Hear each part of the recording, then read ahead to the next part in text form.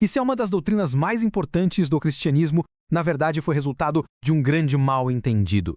Nesta análise, a gente vai mergulhar numa visão que desafia a ideia tradicional de Deus com o argumento de que a Bíblia apresenta uma verdade bem mais simples e direta.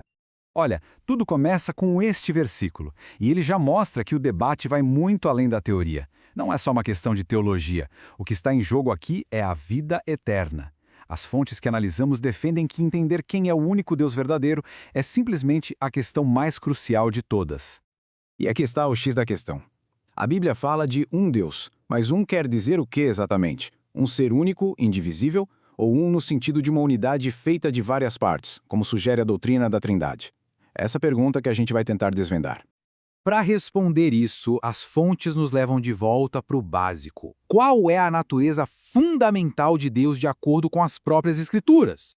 A tese central aqui é bem ousada. A ideia é que a Bíblia fala de uma unidade simples e não composta. Pensa assim, não é como um comitê de 3 pessoas, mas sim como um único indivíduo. E segundo essa visão, esse único Deus é, sem nenhuma dúvida, o Pai. E as evidências para isso começam no coração da fé judaica, o Shema Israel. O Senhor nosso Deus é o único Senhor. Isso aqui não é um versículo qualquer não. É a declaração de fé que serviu de base para todo o pensamento monoteísta, inclusive para os primeiros cristãos. E o apóstolo Paulo parece reforçar essa ideia. Repara bem na linguagem. Para nós, há um só Deus, o Pai. Ele faz uma distinção bem clara. De um lado, Deus, o Pai. Do outro, Jesus, o Senhor. O argumento é que essa não é uma diferença só de papel, mas de essência, de quem eles são. E essa diferença fica ainda maior quando a gente olha para os atributos essenciais de Deus: imortalidade, invisibilidade, onisciência. De acordo com essa análise, as Escrituras dão essas qualidades exclusivamente ao Pai. Agora pensa comigo. Se só o Pai é imortal por natureza, isso levanta umas perguntas bem sérias sobre a natureza de Cristo, como a gente vai ver. Tá, mas e o Espírito Santo? A visão aqui é radicalmente diferente da trinitária. Não se trata de uma terceira pessoa, mas do próprio poder, da presença, da mente do Pai em ação. Pensa nele menos como uma pessoa e mais como a própria energia e influência de Deus no mundo.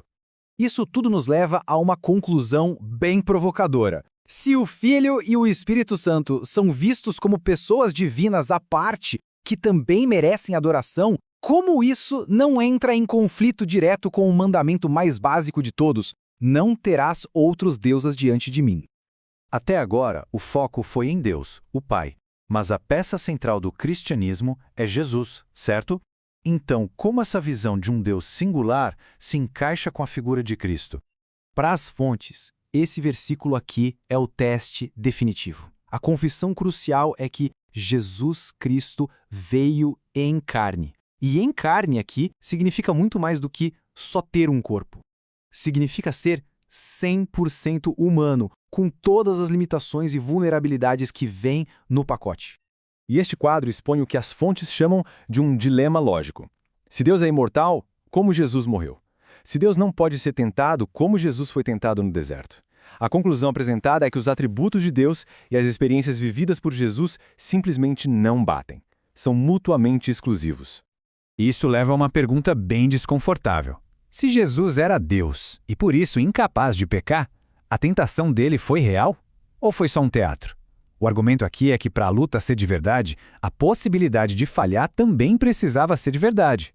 É por isso que o título, Segundo Adão, é tão importante. Para a vitória de Jesus servir de modelo, ele precisava lutar no mesmo campo de batalha com a mesma natureza humana do primeiro Adão.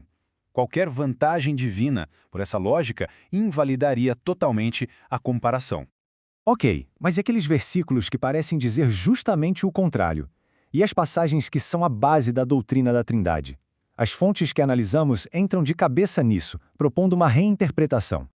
Vamos pegar a famosa frase: eu e o Pai somos um. Isso quer dizer que eles são a mesma substância?